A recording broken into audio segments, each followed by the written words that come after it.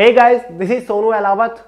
हर Sunday की तरह लेकर आ चुका हूं दी करंट अफेयर शो का एपिसोड नंबर 69, जिसमें हम लास्ट वीक के सभी मोस्ट इंपोर्टेंट एकदम फिल्टर एकदम सिलेक्टेड करंट इवेंट्स को डिटेल के साथ डिस्कस करने वाले हैं।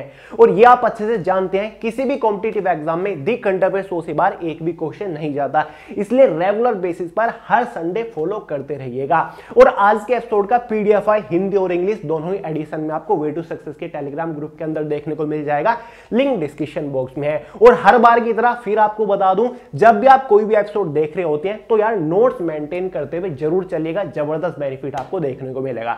तो चलिए यार फटाफट आज के एपिसोड शुरू कर लेते हैं। बट उससे पहले आपको एक छोटी सी इंफॉर्मेशन दे दूं, जैसे कि ऑलरेडी आपको बता रखा है 11 मार्च शाम 5 बजे, मतलब इसी फ्राइडे चैनल के ऊपर हिस्ट्री ऑफ मेडिवल इंडिया, मतलब मध्यकालीन भारत के इतिहास के ऊपर एक जबरदस्त मैराथन कर रहे हैं। एक ही वीडियो में पूरा मध्यकालीन भारत का इतिहास कवर कर देंगे, पूरा डिटेल कॉन्सेप्ट क्लियर हो जाएगा। तो वीडियो मिस मत करिएगा। 11 मार्च शाम 5 बजे आ रहा है जबरदस्त मैराथन, तो वेट जरूर करिएगा। तो चलिए बात करते हैं आज के एपिसोड के first most important current event के बारे में। क्वाड की दूसरी बैठक में प्रधानमंत्री मोदी ने हिस्सा लिया।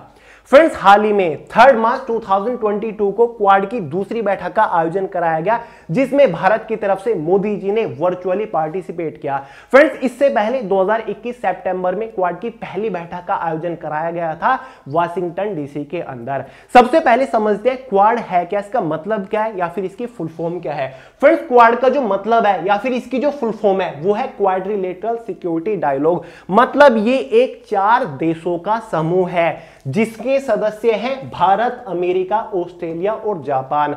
क्वाड समिति का जो गठन करा गया था वैसे तो 2017 में करा गया था, लेकिन कुछ टाइम के लिए फिर से इनएक्टिव हो गई थी। जब इसका गठन किया गया था 2017 में, वो इसलिए किया गया था, जो इंडो पैसिफिक ओशियन है, जो इंडो पैसिफिक रीजन है, उसमें सुनामी आई थी और इन चारों देशों ने उस सुनामी में हेल्प करने के लिए, सहयोग करने के लिए इस समिति का गठन किया था। लेकिन उसके बाद ये इनएक्टिव हो गई। लेकिन फिर एशियन पैसिफिक रीजन में चाइना की गतिविधियों को नोट किया गया।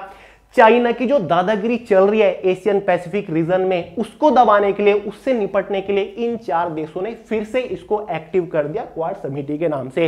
और 2021 में इसकी पहली बैठक हुई थी। और साथ ही जो इंडो पैसिफिक रीजन है उसमें विकास लाने के लिए, उसमें डेवलपमेंट करने के लिए इसका गठन किया गया था। और साथ ही वैश्विक मुद्दे जो होते हैं बड़े बड़े, उनको सुलझाने के लिए, उनके ऊपर चर्चा करने के लिए यह बैठक बनाई गई थी। जैसे कि इस बार आपको पता है यूक्रेन और रसिया के बीच में कॉन्फ्लिक्ट चला हुआ है, तो इस बैठक में उसके ऊपर चर्चा की गई और मोदी जी ने भी अपने विचार रखे कि इस समस्या को बैठ के सुलझाना चाहिए, इस समस्या के ऊपर सोचना चाहिए, ना कि युद्ध करना चाहिए। ठीक है, तो इसलिए इसका गठन किया गया था। और जो ये चारों देश इसमें पार्टिसिपेट करते हैं, जो चारों देश इसके सदस्य हैं, ये विश्व की आर्थिक बड़ी शक्तियां भी हैं। जैसे कि आप जानते होंगे जो बाइडेन जो कि यूएसए के प्रेसिडेंट है, साथ ही प्रधानमंत्री मोदी जी जो कि इंडिया के प्राइम मिनिस्टर है, और साथ ही स्कॉट मैरिसन हाइन का नाम है शायद, जो कि ऑस्ट्रेलिया के प्राइम मिनिस्टर है, और साथ ही फोमियो किशिडे जो कि प्राइम मिनिस्टर ऑफ जापान है। क्लियर है, याद रखिएगा, कभी कभी एग्जाम में पूछ लिया जाता है। समझ गए। और जो मैं बात कर रहा था इंडो पैसिफिक रीजन की, वो ये पूरा पड़ता है, जिसमें आजकल चाइना बहुत ज्यादा दखल अंदाजी कर रहा था, तो उसको रोकने के लिए क्वाड का भी गठन किया गया था। समझ गए। और क्वाड के खिलाफ बहुत ज्यादा है चाइना, वो पसंद नहीं करता इन चारों देशों को एक साथ होने के लिए। नेक्स्ट है, रुपे बना टाटा आईपीएल का ऑफिशियल पार्टनर। टाटा आईपीएल 2022 से रिलेटेड इंपोर्टेंट इंफॉर्मेशन है। इस बार टाटा आईपीएल इसको इसलिए बोला जा रहा है क्योंकि इस बार आईपीएल 2022 को टाटा स्पॉन्सर कर रहा है। लास्ट एपिसोड में मैंने आपको बता दिया था, इसलिए इसको टाटा आईपीएल बोला जा रहा है। अब फाइनली टाटा का जो ऑफिशियल पार्टनर बन गया है, मतलब आईपीएल को स्पॉन्सर करने में टाटा के साथ जुड़ चुका है रुपे। तो याद रखिएगा, टाटा और साथ ही रुपे इसको इस बार स्पॉन्सर कर रहा है। और आईपीएल कब से शुरू हो रहे हैं? शायद 26 मार्च 2022 से आईपीएल शुरू हो रहे हैं। टाटा इसको स्पॉन्सर कर रहा है और आईपीएल का आयोजन इस बार मुंबई और पुणे में किया जाएगा, जिसमें से 55 मैच शायद मुंबई में खेले जाएंगे और 15 मैच पुणे में खेले जाएंगे। और जो फाइनल खेला जाएगा 29 मई 2022 को खेला जाएगा। 2 नई टीमें इस बार इसमें पार्टिसिपेट कर रही है, यानी कि इस बार 8 की जगह 10 टीमें आईपीएल में खेलने वाली है, जिसमें से एक लखनऊ सुपर जायंट्स चुनी गई है, जिसका कैप्टन कौन है, केएल राहुल। और साथ ही गुजरात टाइटंस टीम है जो कि अहमदाबाद की टीम है, जिसकी कैप्टन कौन है, हार्दिक पांड्या है। तो याद रखिएगा, दोनों टीम के बारे में पूछा जा सकता है कि कैप्टन कौन है और दो नई टीमों का नाम क्या है। नेक्स्ट है, यूक्रेन से भारतीय नागरिकों को निकालने के लिए भारत सरकार ने ऑपरेशन गंगा की शुरुआत की। यह कहा जा रहा है हाल ही में 2-3 दिन पहले किसी स्टेट का कोई एग्जाम हुआ था, इसमें डायरेक्टली एक क्वेश्चन पूछा गया कि यूक्रेन और जो रूस का कॉन्फ्लिक्ट चल रहा है और जो यूक्रेन के अंदर भारत के छात्र पढ़ रहे हैं 20,000 से ज्यादा, उनको जो भारत वापस लाया जा रहा है, उस मिशन को क्या नाम दिया गया है? उस मिशन को नाम दिया गया है ऑपरेशन गंगा। यानी कि जो भारतीय स्टूडेंट्स को वापस लाया जा रहा है वो ऑपरेशन गंगा के तहत लाया जा रहा है। तो इंपॉर्टेंट क्वेश्चन है, बहुत ज्यादा याद रखिएगा। नेक्स्ट है, 28 फरवरी को राष्ट्रीय विज्ञान दिवस मनाया जाता है। हाल ही में 28 फरवरी गई है, तो इसी दिन भारत के अंदर नेशनल साइंस डे के रूप में मनाया गया है। यह दिवस क्यों मनाया जाता है? इस दिवस को मनाने का सीधा सीधा उद्देश्य यह भी है कि जो भारत के विकास के लिए वैज्ञानिकों का महत्व रहा है, उनका योगदान रहा है, उसको चिन्हित करने के लिए, उसको याद करने के लिए, उन वैज्ञानिकों को सम्मान प्रदान करने के लिए यह दिवस हर साल 28 फरवरी को भारत के अंदर मनाया जाता है। कब से मनाना शुरू हुआ था? 1987। 28 फरवरी 1987 से इस दिवस को मनाने की घोषणा हुई थी। और इस दिवस को मनाने का एक और कारण है, 28 फरवरी 1928 को रमन इफेक्ट की खोज की गई थी भारत के बहुत बड़े फिजिसिस्ट यानी कि वैज्ञानिक द्वारा, जिनका नाम था सीवी रमन, यानी कि चंद्रशेखर वेंकट रमन इनका पूरा नाम है। इन्होंने रमन इफेक्ट यानी कि रमन प्रभाव की खोज करी थी 28 फरवरी 1928 को। इसीलिए हर साल 28 फरवरी को यह दिवस मनाया जाता है। और रमन इफेक्ट की खोज करने के लिए सीवी रमन को 1930 में नोबेल प्राइज से भी नवाजा गया था। तो इंपॉर्टेंट क्वेश्चन है, कितने सारे फैक्ट मैंने आपको बता दिए। और इस बार जो नेशनल साइंस डे का थीम था वो नोट डाउन करके चलिएगा, integrated approach in science and technology for sustainable future. Note down करिए, नेशनल साइंस डे का theme integrated approach in science and technology for sustainable future. Next है, सतत विकास सूचकांक 2021 में भारत 120वें स्थान पर रहा। डेफिनेटली आपको समझ नहीं आ रहा होगा कि ये सतत विकास सूचकांक है क्या, मैं आपको समझाता हूं। इंग्लिश में इसको बोल देते हैं सस्टेनेबल डेवलपमेंट इंडेक्स। और इस इंडेक्स को पहले नाम दिया गया था SDG, इसका मतलब है सस्टेनेबल डेवलपमेंट गोल। ठीक है, इस सूचकांक को दो नाम से जाना जाता है, एक तो सस्टेनेबल डेवलपमेंट इंडेक्स जो कि आजकल बोल देते हैं, या फिर इसको सस्टेनेबल डेवलपमेंट गोल भी बोल देते हैं। क्लियर है, याद रहेगा। और 2021 की रिपोर्ट आ चुकी है, सूचकांक आ चुका है, जिसमें 165 देश थे। 165 देशों में से भारत की जो रैंकिंग रही है वो 120 रही है। और इस बार ये छठा एडिशन था, 2015 से हर साल ये रिपोर्ट जारी होती है। अब सतत विकास सूचकांक है क्या, सस्टेनेबल डेवलपमेंट इंडेक्स है क्या? देखिए फ्रेंड्स, 165 देश जो इसके पार्टिसिपेंट हैं, उन सभी देशों के अंदर लगभग 17 ऐसे गोल हैं, 17 ऐसे लक्ष्य हैं।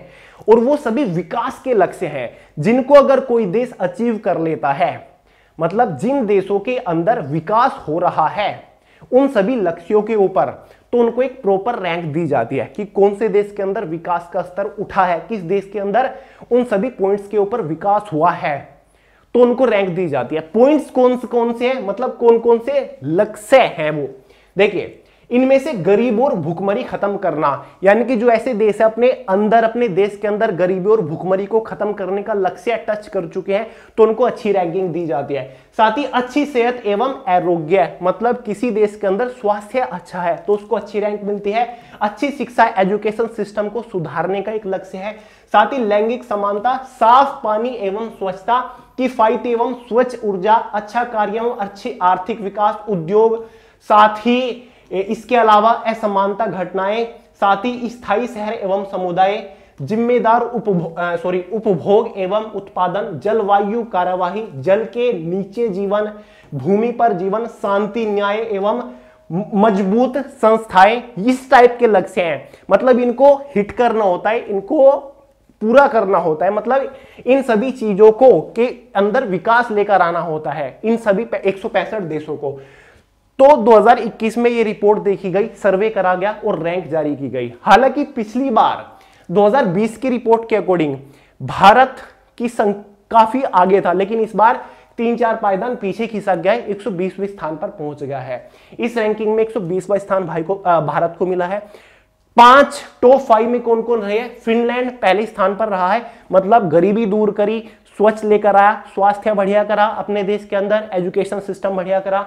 साथ ही स्वीडन दूसरी रैंक पे है, डेनमार्क तीसरे नंबर पर है, जर्मनी चौथे नंबर पर है और बेल्जियम 5वें नंबर पर है। इस सूचकांक में भारत ने 100 में से 60.07 स्कोर किया है, जबकि पिछले वर्ष की रैंक 117 थी।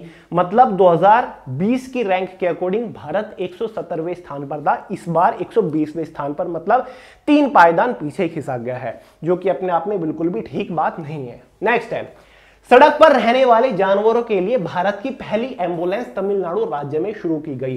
गारंटी के साथ कह सकते हो एग्जाम में इस टाइप का क्वेश्चन बनेगा कि हाल ही में कौन से राज्य ने सड़क पर रहने वाले जानवरों के लिए एक एम्बुलेंस सर्विस शुरू करी, तो उसका आंसर क्या हो जाएगा? तमिलनाडु राज्य ने। और ऐसा करने वाला तमिलनाडु भारत का पहला राज्य बन गया है। तो जो सड़क पर जानवर खुले घूमते हैं, जैसे कि गाय, पशु वगैरह जिस भी टाइप के होते हैं, वो दुर्घटनाग्रस्त हो जाते हैं या फिर कुछ प्रॉब्लम हो जाती है, बीमार पड़ जाते हैं, तो उनके लिए एम्बुलेंस की सर्विस तमिलनाडु ने शुरू कर दी है।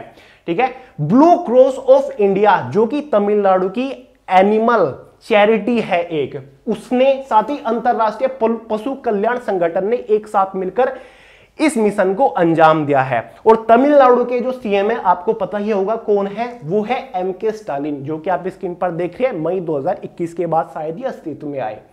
नेक्स्ट है SEBI, जिसको शॉर्ट में हम सेबी बोल देते हैं, कि पहली महिला चेयरपर्सन से मतलब यहां पर अध्यक्ष से है, बनी माधवीपुरी बुचू। इंपोर्टेंट कंटीवेंट इसलिए हो जाता है कि पहली बार सेबी की इतनी बड़ी पोस्ट के ऊपर कोई महिला पहुंची है। इससे पहले जो इस पोस्ट के ऊपर थे वो अजय त्यागी थे, अजय त्यागी की ही जगह माधवीपुरी बुचू ने ली है। और सेबी के बारे में आप जानते होंगे, एग्जाम में बहुत बार इसकी फुल फॉर्म के बारे में पूछा जाता है। तो सेबी की फुल फॉर्म होती है securities and exchange board of India. तो हाल ही में security and exchange board of India की जो चेयरमैन बन गई है, चेयरपर्सन बन गई है, माधवीपुरी बुचू बन गई है। रट्टा मार लीजिए, इंपोर्टेंट है, न्यू अपॉइंटमेंट्स में पूछा जाता है। बैंक ऑफ महाराष्ट्र ने उड़ीसा राज्य में प्रोजेक्ट बैंक सखी लॉन्च किया। गारंटी के साथ कह सकते हो कि एग्जाम में इस टाइप का क्वेश्चन जरूर बनेगा, हाल ही में किस पब्लिक सेक्टर बैंक ने प्रोजेक्ट बैंक सखी लॉन्च किया है और किस स्टेट में किया है पहली बार? तो आंसर हो जाएगा उड़ीसा राज्य के अंदर। तो भाई प्रोजेक्ट बैंक सखी है क्या फ्रेंड्स? इसके तहत बैंक ऑफ महाराष्ट्र ऑनलाइन खाता खोलने की सर्विस प्रोवाइड करेगा घर घर जाकर, यानी कि घर घर जाकर जो एम्प्लॉय हैं बैंक ऑफ महाराष्ट्र के, वो खाते खोलेंगे, बैंक अकाउंट्स खोलेंगे, मतलब अब बैंक्स में जाने की जरूरत नहीं है। तो ये एक काफी बड़ा कदम उठाया गया बैंक ऑफ महाराष्ट्र के थ्रू, जो कि एक पब्लिक सेक्टर बैंक है। पब्लिक सेक्टर बैंक ऐसा कर रहा है तो अपने आप में एक बहुत बड़ी बात है। प्राइवेट बैंक्स तो ऐसा करते ही रहते हैं, इस टाइप की सर्विस प्रोवाइड करते रहते हैं। तो इसके बाद बैंक ऑफ महाराष्ट्र ने यह भी कहा कि धीरे धीरे हम सभी स्टेट्स को कवर करने वाले हैं भारत के। और एग्जाम में कई बार क्वेश्चन बनता है कि भारत के अंदर फिलहाल कितने पब्लिक सेक्टर बैंक काम कर रहे हैं। तो अगर इस टाइप का क्वेश्चन बन जाए, आंसर आपका रहेगा कि फिलहाल भारत के अंदर टोटल 12 पब्लिक सेक्टर बैंक्स है, जिनको हम सिंपल लैंग्वेज में बोल देते कि कितने गवर्नमेंट बैंक है, तो 12 आप आंसर लगा दोगे। जिसमें से हमारे ये है SBI, इसलिए क्योंकि SBI को हम सेबी गवर्नमेंट कह सकते हैं, ओन्ड बाई गवर्नमेंट कह सकते हैं। फुल्ली ये पब्लिक सेक्टर बैंक नहीं है, फुल्ली गवर्नमेंट ये बैंक नहीं है, इसके कुछ शेयर्स प्राइवेट कंपनी के पास हैं। सेकंड है पंजाब नेशनल बैंक, जो कि कंप्लीटली एक पब्लिक सेक्टर बैंक है। साथ ही हमारा बैंक ऑफ बड़ौदा है, कैनरा बैंक है, यूनियन बैंक ऑफ इंडिया है, बैंक ऑफ इंडिया है, साथ ही इंडियन बैंक है, सेंट्रल बैंक ऑफ इंडिया है, इंडियन ओवरसीज बैंक है, यूको बैंक है, साथ ही हमारा बैंक ऑफ महाराष्ट्र है और पंजाब एंड सिंध बैंक है। और सरकार ने ये ऑलरेडी अनाउंस कर रखा है कि जो सेंट्रल बैंक ऑफ इंडिया है और इंडियन ओवरसीज है, इनकी 51% हिस्सेदारी प्राइवेट सेक्टर को बेची जाएगी, यानी कि ये भी थोड़े दिन बाद पूरी तरीके से पब्लिक सेक्टर बैंक या फिर गवर्नमेंट बैंक नहीं रहने वाले हैं। तो याद कर लीजिए, एग्जाम में कई बार पूछ जाता है, आईबीपीएस के थ्रू जो वैकेंसीज निकलती है ना, वो इन्हीं सभी बैंक्स के अंदर निकलती हैं, क्योंकि फिलहाल यही गवर्नमेंट बैंक्स इंडिया के अंदर बचे हुए हैं। बहुत स्पीड से प्राइवेटाइजेशन इंडिया के अंदर होता जा रहा है, स्पेशली बैंकिंग सेक्टर के अंदर। नेक्स्ट है, बाबा रामदेव ने लॉन्च किया स्वदेशी क्रेडिट कार्ड। ये इंपॉर्टेंट क्वेश्चन हो जाता है। हाल ही में पतंजलि प्रोडक्ट्स ने एनपीसीआई, जिसकी फुल फॉर्म होती है national payment corporation of India, और पंजाब नेशनल बैंक के साथ मिलकर खुद का स्वदेशी वोकल फॉर लोकल के तहत क्रेडिट कार्ड लॉन्च कर दिया है, जिसकी फैसिलिटी बहुत ज्यादा है। मतलब 10 लाख तक की लिमिट का ये क्रेडिट कार्ड लॉन्च किया है, जिसमें 5 लाख तक का दुर्घटना बीमा कवर भी दिया जाएगा। तो इसके फायदे जानते हैं, इंपॉर्टेंट है, याद रखिएगा, एग्जाम में जरूर पूछा जाएगा कि हाल ही में किस भारत की आयुर्वेदिक कंपनी ने पंजाब नेशनल बैंक के साथ मिलकर पहला स्वदेशी कार्ड लॉन्च किया है। याद रखिएगा, पतंजलि ने किया है। रुपे क्रेडिट कार्ड ये है। इस कार्ड के फायदे देखते हैं, जिसपे लिखा हुआ है कार्ड एक फायदे अनेक। कार्ड धारक को 50,000 से 10 लाख रुपए तक का क्रेडिट लिमिट दिया जाएगा, 10 लाख रुपए तक का दुर्घटना बीमा लाभ दिया जाएगा। साथ ही पतंजलि के प्रोडक्ट्स पर 5% की विशेष छूट और अन्य कंपनियों के प्रोडक्ट्स पर छूट व रिवार्ड पॉइंट भी दिए जाएंगे।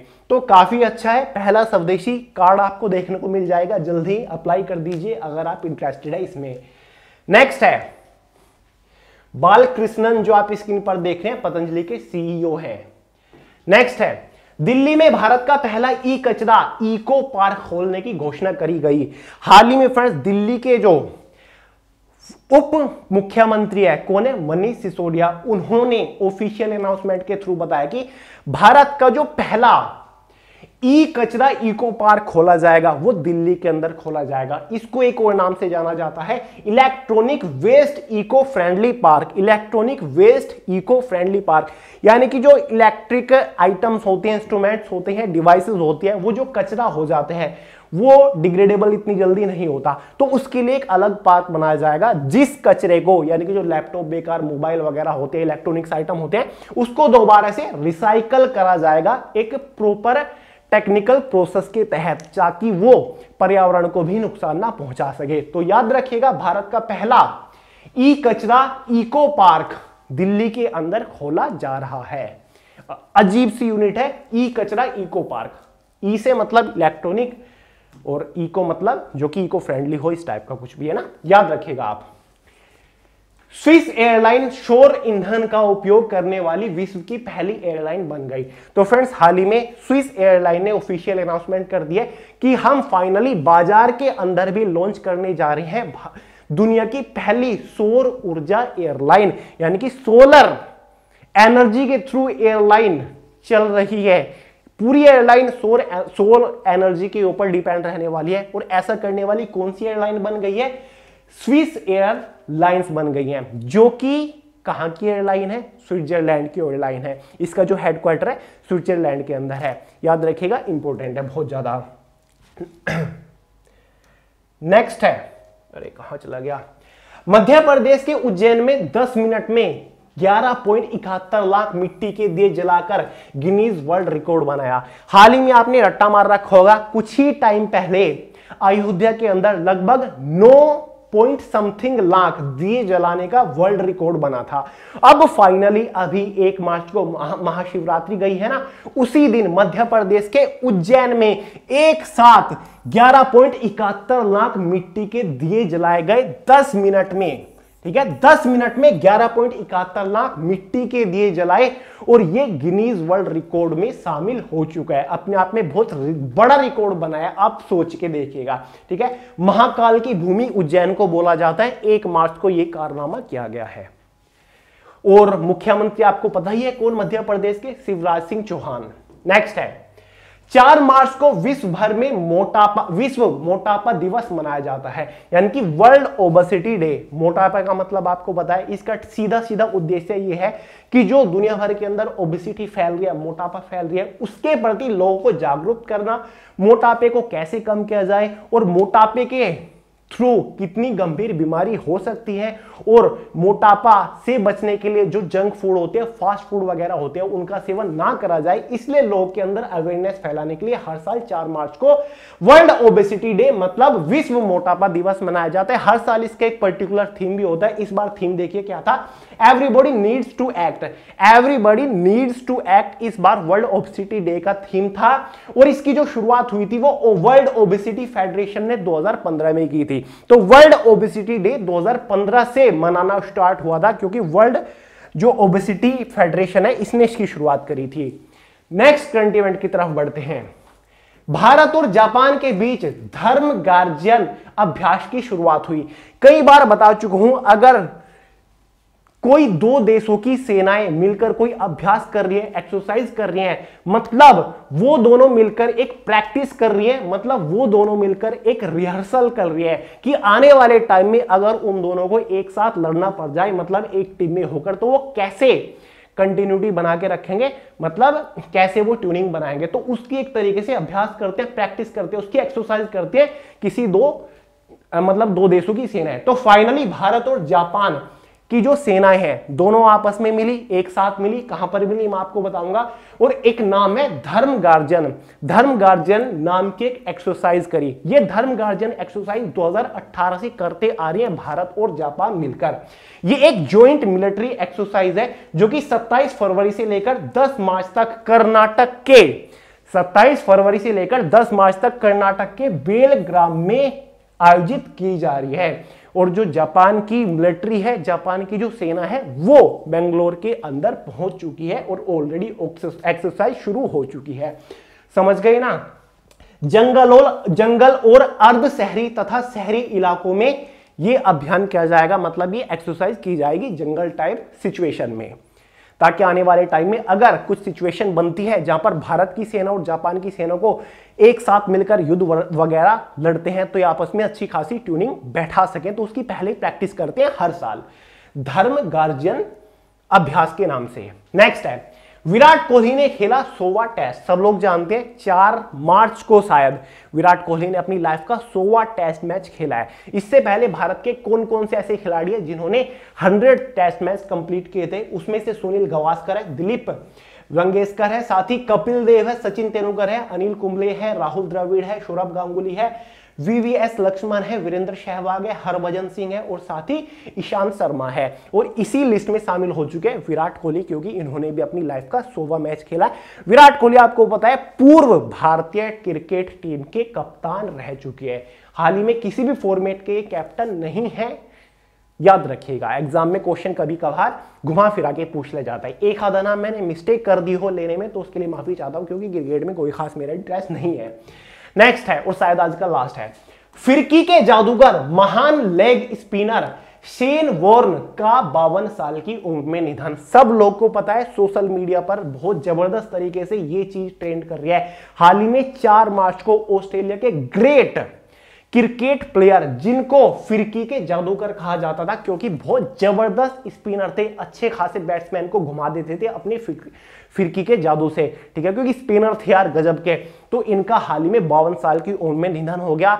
बताया जा रहा है कि अचानक इनको हार्ट अटैक आया है, जिसकी वजह से निधन हुआ है। बैंकॉक में एक बहुत बड़ी विला के अंदर उस टाइम पर ये थे, तो अचानक ही ये गंभीर दुर्घटना हुई है, जिसके बाद बहुत सारे मतलब इंडिया में भी जो क्रिकेटर है उन्होंने दुख जताया है, ट्वीट वगैरह करके आप देख सकते हैं। वीरेंद्र सहवाग, साथ ही हरभजन जो आप देख रहे हैं, ये 4 मार्च को दुर्घटना हुई है। और साथ ही 4 मार्च को ही एक और ऑस्ट्रेलिया के पूर्व क्रिकेट प्लेयर जिनका नाम था रॉड मार्श, इनका भी निधन हुआ है। हालांकि इनकी एज तो काफी हो चुकी थी, शायद 70 के आसपास इनकी एज थी, जो कि ऑस्ट्रेलिया क्रिकेट टीम के एक बहुत बढ़िया, बहुत बेहतर विकेट कीपर थे। तो एक ही दिन 4 मार्च को 2 ऑस्ट्रेलिया क्रिकेट टीम के प्लेयर का निधन हुआ है। याद रखिएगा, एक का नाम था रॉड मार्श, जो कि आप स्क्रीन पर देख रहे हैं, और जो एक फिरकी के जादूगर 4 मार्च को जिनका निधन हुआ, उनका नाम था शेन वॉरेन, ठीक है। याद रखिएगा, फिरकी के जादूगर किनको कहा जाता था। हाल ही में फिरकी के जादूगर कहे जाने वाले किस क्रिकेट टीम के खिलाड़ी का निधन हुआ है, याद रखिएगा, ऑस्ट्रेलिया क्रिकेट टीम, और नाम क्या था इनका, शेन वॉर्न। तो ये 2 चीज को घुमा फिरा के क्वेश्चन बन जाता है। तो ये था भाई आज का लास्ट इंपोर्टेंट करंट इवेंट। आज थोड़ी फ्रेंड्स तबीयत डाउन थी, इस वजह से परफॉर्मेंस भी डाउन आपको दिखी होगी, तो उसके लिए पहले ही माफी चाहता हूँ। वैसे प्रॉब्लम हो रही थी कि वीडियो नहीं बनेगा, लेकिन फिर भी कैसे भी करके मैंने बना दिया। तो चलिए यार, वीडियो पसंद आए लाइक करिएगा, और पीडीएफ जो आपको है ना वे टू सक्सेस के टेलीग्राम ग्रुप के अंदर देखने को मिल जाएगा, डाउनलोड करके पढ़ लीजिएगा, रिवाइज कर लीजिएगा। और हाँ, बुक्स के बारे में आपको बता दूं, वे टू सक्सेस की दोनों ही बुक का हिंदी और इंग्लिश एडिशन दबा के अवेलेबल है, फटाफट परचेज करके प्रिपरेशन करना शुरू कर दीजिए। और हाँ, एक और चीज आपको फिर से याद दिला दूं, 11 मार्च को शाम 5 बजे हिस्ट्री ऑफ मेडिवल इंडिया आ रहा है, मैराथन आ रहा है, गजब का रहेगा, मजा आ जाएगा, तो अटेंड करना मत भूलिएगा। तो चलिए दोस्तों, पसंद आए हो लाइक करेगा, दोस्तों शेयर करेगा, चैनल को सब्सक्राइब करना मत भूलिएगा। मिलते हैं अगली वीडियो में बहुत जल्द, तब तक के लिए जय हिंद।